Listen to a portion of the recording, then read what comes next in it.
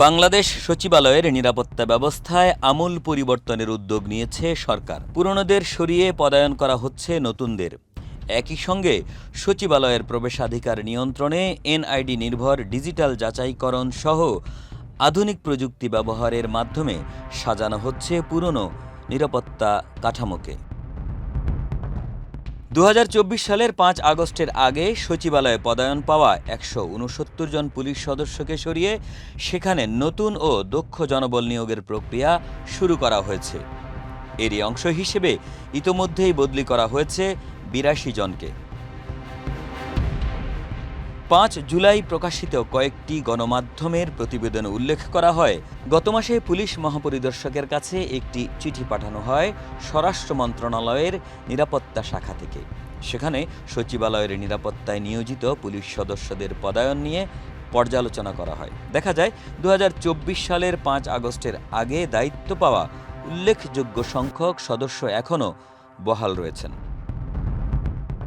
চিঠিতে উল্লেখ করা হয়, সচিবালয়ের বিভিন্ন প্রবেশদ্বার, মন্ত্রণালয় ও বিভাগের সংবেদনশীল দপ্তর এবং জ্যেষ্ঠ কর্মকর্তাদের নিরাপত্তায় নিয়োজিত এসব সদস্যকে পর্যায়ক্রমে প্রত্যাহার করা দরকার।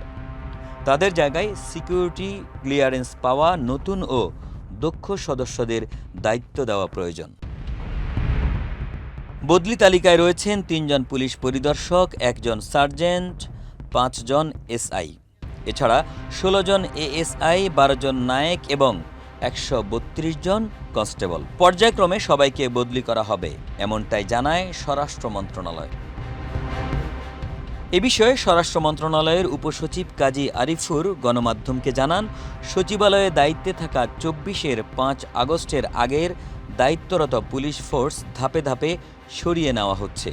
বর্তমানে নতুন ফোর্স যোগদান করছে।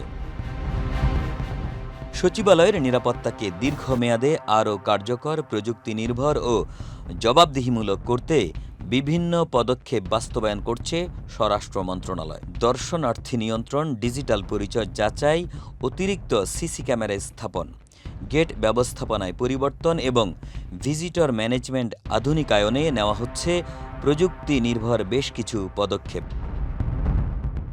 স্বরাষ্ট্র মন্ত্রণালয় সূত্রে জানা গেছে, অতীতে শুধু নাম ও একটি মোবাইল নম্বর দিয়ে ওটিপি সংগ্রহ করে সচিবালয়ে প্রবেশ করা যেত, কিন্তু বর্তমানে জাতীয় পরিচয়পত্র নম্বর এবং এনআইডির সঙ্গে নিবন্ধিত মোবাইল নম্বর ছাড়া ওটিপি ইস্যু করা হচ্ছে না। এতে দর্শনার্থীর পরিচয় যাচাই এবং প্রয়োজনে তাকে শনাক্ত করা আগের তুলনায় সহজ হবে বলে মনে করছেন সংশ্লিষ্টরা। সচিবালয় দেশের প্রশাসনিক কেন্দ্রবিন্দু হওয়ায় এর নিরাপত্তা ব্যবস্থার আধুনিকায়ন সময়ের দাবি। দক্ষ জনবল নিয়োগ এবং এনআইডি নির্ভর ডিজিটাল প্রবেশাধিকার ব্যবস্থা চালুর মাধ্যমে সচিবালয়কে একটি নিশ্ছিদ্র নিরাপত্তা বলয়ে নিয়ে আসা সম্ভব হবে, এমনটাই মনে করছেন সচেতন মহল। একে আজাদ, মানবকণ্ঠ।